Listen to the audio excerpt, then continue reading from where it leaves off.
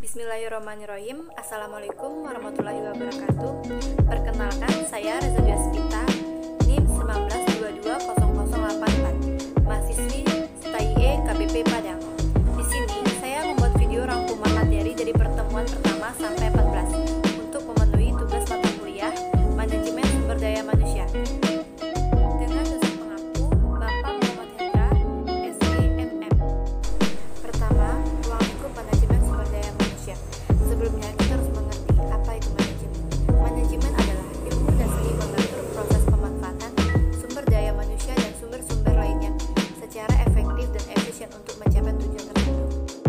Sedangkan manajemen sumber daya manusia adalah pemanfaatan sejumlah individu secara efisien dan efektif serta dapat digunakan secara maksimal untuk mencapai tujuan organisasi dan perusahaan.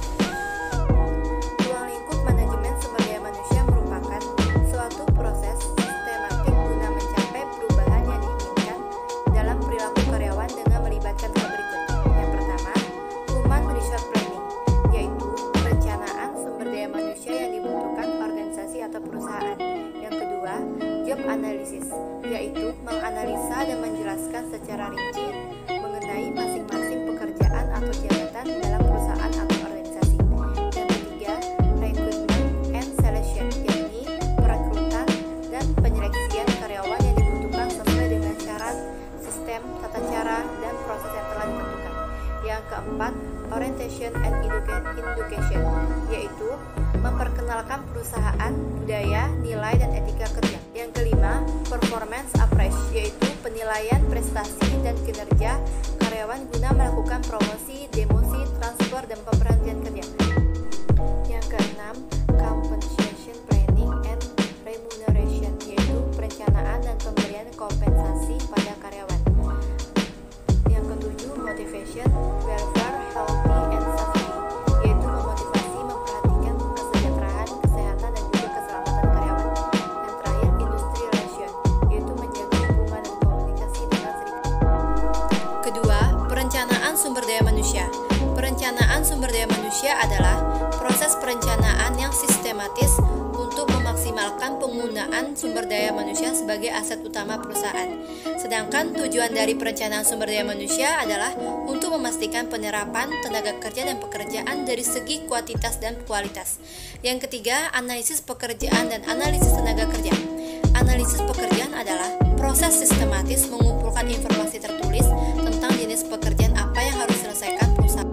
Sedangkan analisis tenaga kerja adalah suatu prosedur untuk menentukan tanggung jawab dan persyaratan keterampilan yang dibutuhkan dari pekerjaan. Keempat, penarikan tenaga kerja.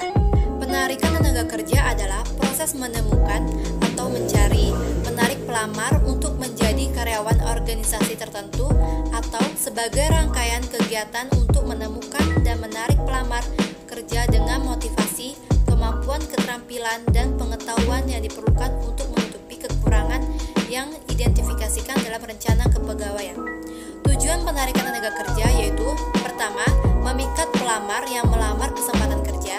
Yang kedua, mempengaruhi pelamar menerima tawaran yang mereka terima. Yang ketiga, sebagai sarana pertukaran informasi. 5. Seleksi tenaga kerja. Pengertian seleksi merupakan upaya pertama perusahaan untuk mendapatkan karyawan yang berkualitas dan kompeten yang akan mengabdi pada perusahaan dan menyelesaikan semua pekerjaan untuk perusahaan.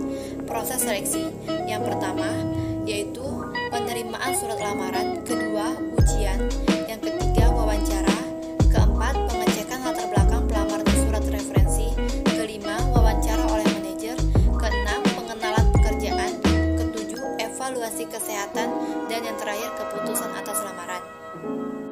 6. Penempatan dan program orientasi.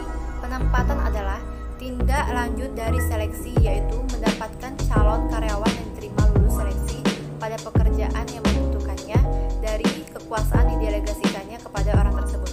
Sedangkan program orientasi adalah suatu kegiatan yang dimaksudkan untuk memperkenalkan karyawan baru pada perusahaan, lingkungan kerja, dan perusahaan. 7. Pemutusan hubungan kerja atau yang sering disebut dengan PHK. PHK adalah pengakhiran hubungan kerja karena suatu hal tertentu yang mengakibatkan berakhirnya hak dan kewajiban antara karyawan dan perusahaan. Penyebab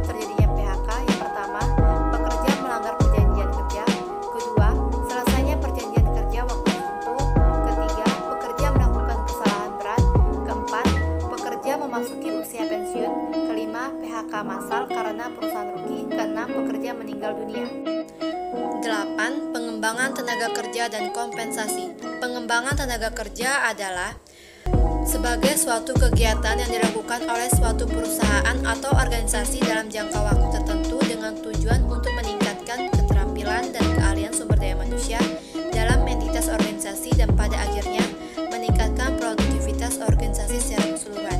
Sedangkan kompensasi adalah segala sesuatu yang diterima baik berupa fisik maupun non-fisik. Kompensasi juga berarti seluruh imbalan yang diterima oleh seorang pekerja atau karyawan atas jasa atau hasil dari pekerjaannya dalam sebuah perusahaan. 9. Perencanaan karir, manajemen karir, dan pengembangan karir. Perencanaan karir adalah suatu proses di mana individu dapat mengidentifikasikan dan mengambil langkah-langkah untuk mencapai tujuan-tujuan karir. Pengembangan karir adalah dapat diartikan sebagai kegiatan kepegawaian guna membantu para pegawai perencanaan karir masa depan di tempat mereka bekerja. Manajemen karir adalah proses pengelolaan dan perencanaan kegiatan seorang karyawan untuk meningkatkan perkembangan karir yang lebih baik. 10. Motivasi, prestasi, dan produktivitas kerja. Motivasi didefinisikan sebagai dorongan. Dorongan merupakan suatu gerak jiwa dan perilaku seseorang untuk berbuat. Sedangkan motif dapat dikatakan suatu driving force yang artinya sesuatu yang dapat menggerakkan manusia untuk melakukan tindakan atau perilaku dan di dalam tindakan tersebut terdapat tujuan tertentu. Prestasi adalah hasil dari upaya yang dilakukan oleh seseorang.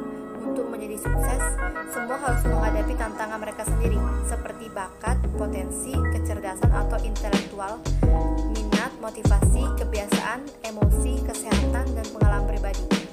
Dan produktivitas kerja adalah ukuran perbandingan kualitas dan kuantitas dari seseorang tenaga kerja dalam satuan waktu untuk mencapai hasil atau prestasi kerja secara efektif dan efisien dengan sumber daya yang digunakan. 11. Kepuasan kerja, stres, dan konflik kerja.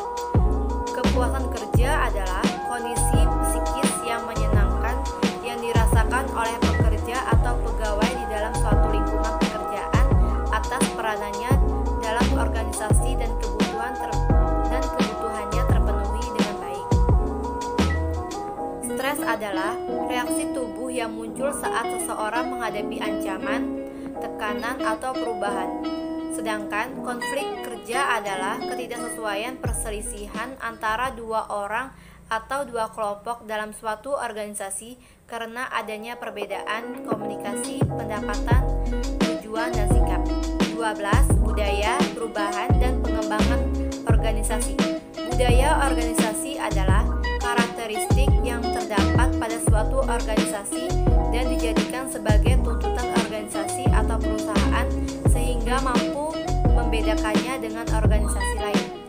Perubahan organisasi adalah suatu proses di mana organisasi tersebut berpindah dari keadaan yang sekarang menuju ke masa depan yang diinginkan untuk meningkatkan efektivitas organisasinya. Perubahan organisasi adalah suatu proses di mana organisasi berpindah dari keadaan yang sekarang menuju ke masa depan yang diinginkan untuk meningkatkan efektivitas organisasi. 13. Audit sumber daya manusia. Audit sumber daya manusia adalah evaluasi dan analisis yang komprehensif dan rencana sumber daya manusia.